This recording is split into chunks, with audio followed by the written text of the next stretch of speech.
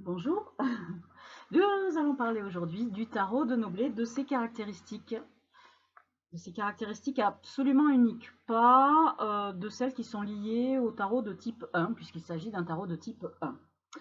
Alors, tout d'abord, ce qui nous frappe, c'est le format par rapport à un tarot classique.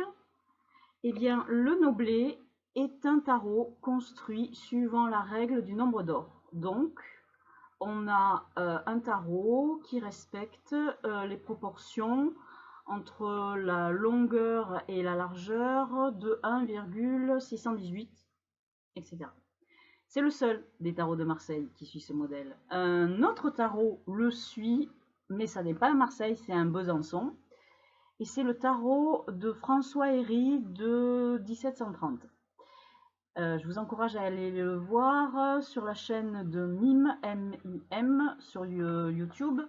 Vous faites Mime, Héry, Tarot 1730 et vous devriez avoir sa vidéo qui est pas longtemps. Alors, autre caractéristique, à part le format, eh bien on a un fou qui nous montre ses attributs masculins. On a un battleur qui nous fait un petit doigt d'honneur et qui est, il a son doigt brisé, ensanglanté. Ça c'est unique dans le tarot, vraiment unique. On a un empereur qui est tourné dans l'autre sens, donc il regarde vers l'avenir, il ne regarde pas vers le passé. Donc ça c'est intéressant. On a un chariot, un magnifique chariot avec un cheval rouge et un cheval bleu. Voilà. Et on a l'arcane 13, qui n'est pas l'arcane sans nom et s'appelle la mort. Donc, voilà. Et on voit que cette mort, elle est plutôt sympathique, hein, elle n'est pas très décharnée, hein, elle fait pas peur. La tempérance s'appelle l'empérance. On a remplacé le T par une espèce de L, comme une équerre. Hein. On retrouve ça aussi sur le battleur. Il n'y a pas écrit le battleur, il y a écrit LL battleur. Bon, ça aussi, ça fait partie des caractéristiques. La tour est bleue. Le diable est rose chair. L'étoile n'a pas de phénix. Et les étoiles sont toutes des étoiles à 6 branches. Le soleil, eh bien, les deux personnages, en fait, le personnage masculin est plutôt habillé et le personnage féminin plutôt dévêtu. Alors, on va passer aux arcanes mineurs, les numériques. Alors, le denier, du coup, à cause de ce format, est un peu plus ramassé. Du coup, je trouve qu'il est plus gracieux. Et tous les arcanes mineurs numériques sont très gracieux d'ailleurs, hein. Ils sont plutôt dans les gris et jaunes. Voilà.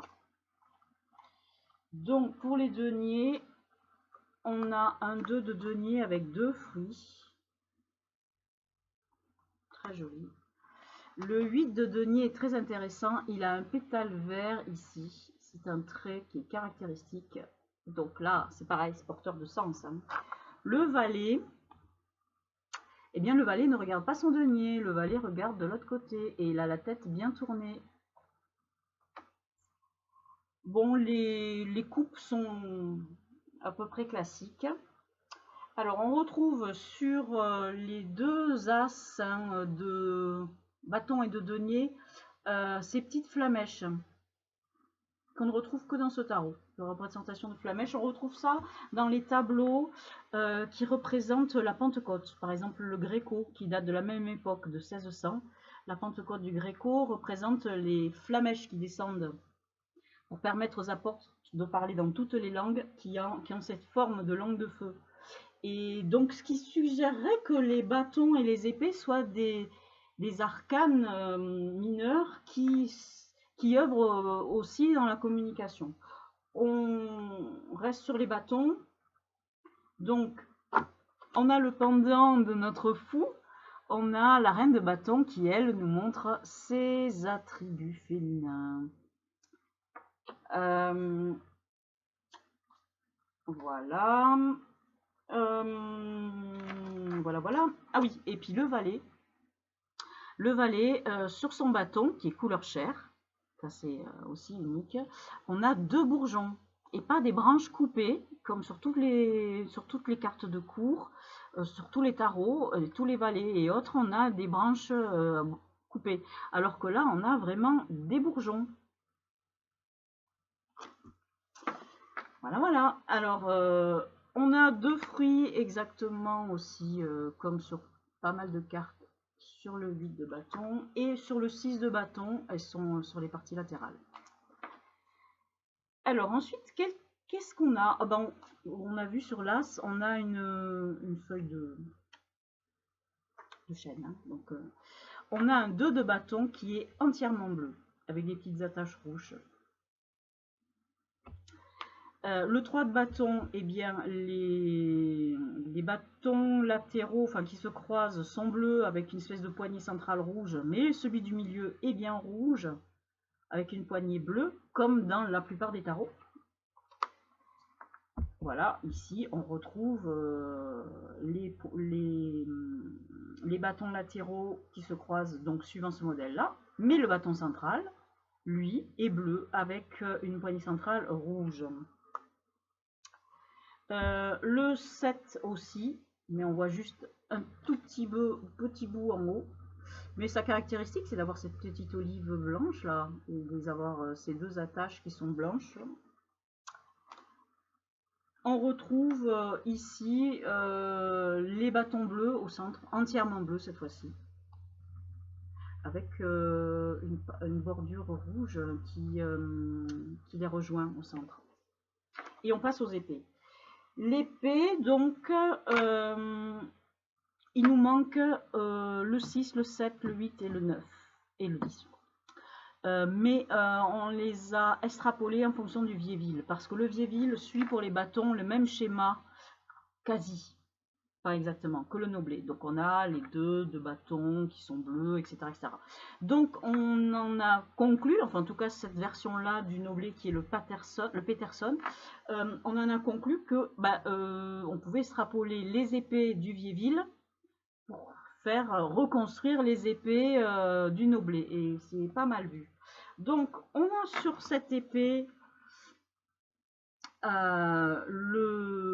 une épée qui est grise et non pas rouge. Sur le 3 aussi. Sur le 5, elle est rouge avec la pointe jaune. Et bien, ici, sur le 9, on reprend Viéville, donc on fait pareil. Donc l'épée centrale est entièrement rouge. La 10, eh bien, elle est classique. Alors vous remarquerez que sur le Noblet, comme sur le Viéville, on a les espaces entre les épées qui sont coloriés en jaune, et c'est très joli. Ça rend le tarot plus vif, hein, puisqu'il y a une dominante grise quand même qui est... Et donc toutes les cartes de cours du Noblet ont des épées qui sont grises et pas rouges. Voilà pour les caractéristiques du Noblet. Alors, je vous remercie de m'avoir écouté. Alors, à bientôt. Au revoir, à la prochaine. Peut-être que je vais vous montrer le Viéville, qui est très intéressant.